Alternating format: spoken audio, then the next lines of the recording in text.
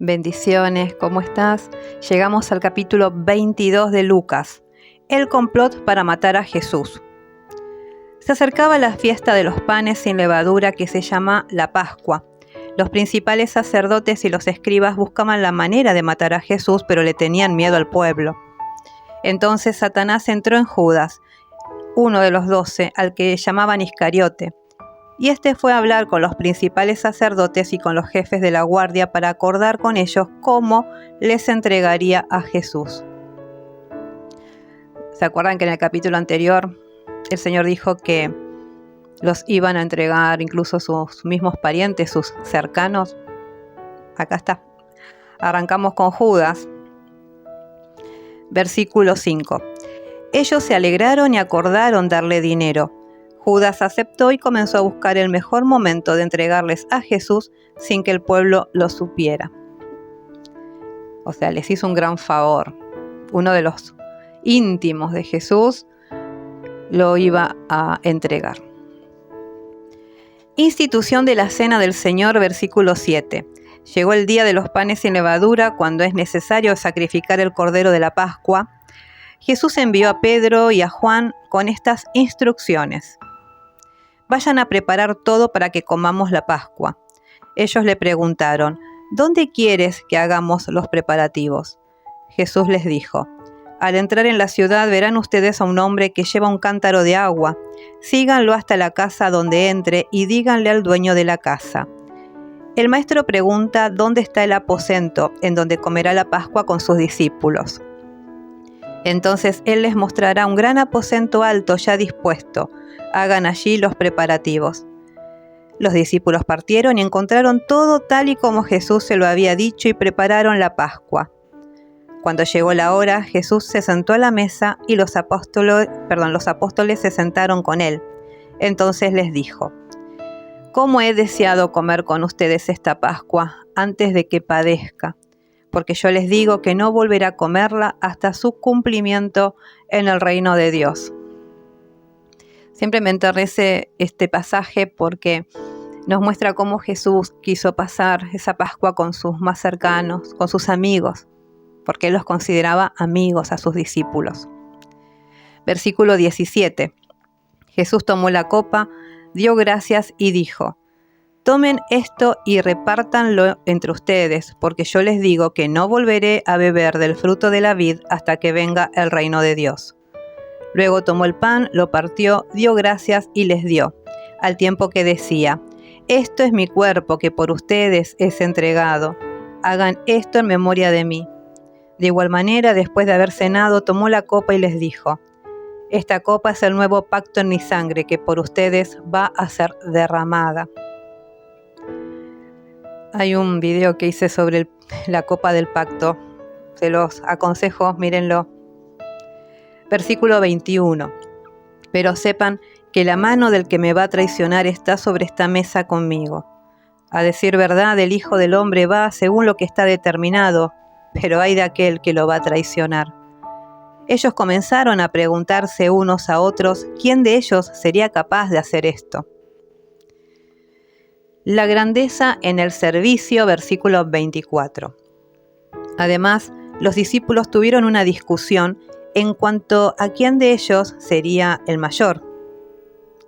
Pero Jesús les dijo, los reyes de las naciones se enseñorean de ellas y los que tienen autoridad sobre ellas son llamados benefactores. Pero entre ustedes no debe ser así, sino que el mayor entre ustedes tiene que hacerse como el menor y el que manda tiene que actuar como el que sirve. Ya como nos enseña lo que es el servicio y el liderazgo. Versículo 27. Porque, ¿quién es mayor? ¿Acaso no es el que se sienta a la mesa? Sin embargo, yo estoy entre ustedes como el que sirve. Pero son ustedes los que han permanecido conmigo en mis pruebas. El Señor acá manifiesta que también ha sido probado, ha sido zarandeado. Versículo 29. Por tanto, yo les asigno un reino, así como mi Padre me lo asignó a mí, para que en mi reino coman y beban a mi mesa y se sienten en tronos para juzgar a las 12 tribus de Israel. Esto es tan interesante. Cuando leas Apocalipsis, vas a tener que viajar mucho entre los evangelios y los libros del Antiguo Testamento, como Daniel, Isaías, creo que Ezequiel también. Jesús anuncia la negación de Pedro, versículo 31.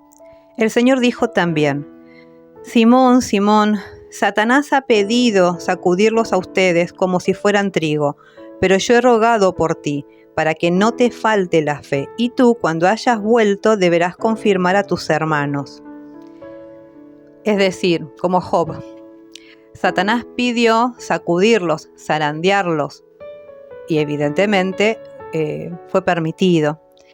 Jesús intercede por ellos y sabe que algunos van a traicionarlos, otros van a huir, van a sentirse muy mal, y a Pedro les dice que cuando él ya se levante, que esté más fortalecido, está orando en esa dirección, tiene que volver a levantar a sus hermanos, a asentarlos.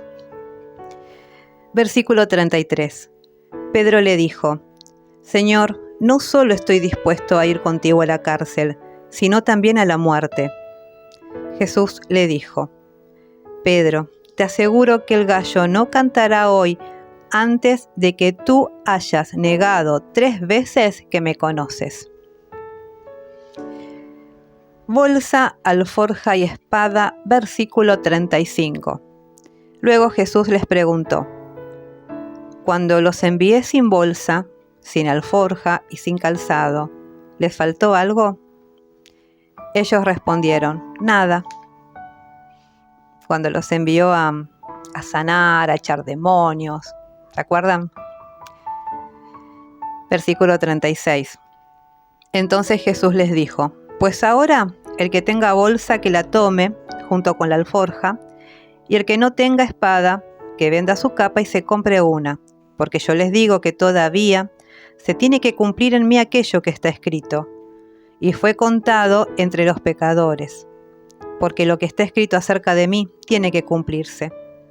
Ellos le dijeron: Señor, aquí hay 2 espadas. Y Jesús respondió: Basta, basta. No entendían nada todavía. Jesús ora en Getsemaní, versículo 39. Jesús salió y, conforme a su costumbre, se fue al monte de los Olivos. Sus discípulos lo siguieron. Cuando llegó a ese lugar, Jesús les dijo: Oren para que no caigan en tentación.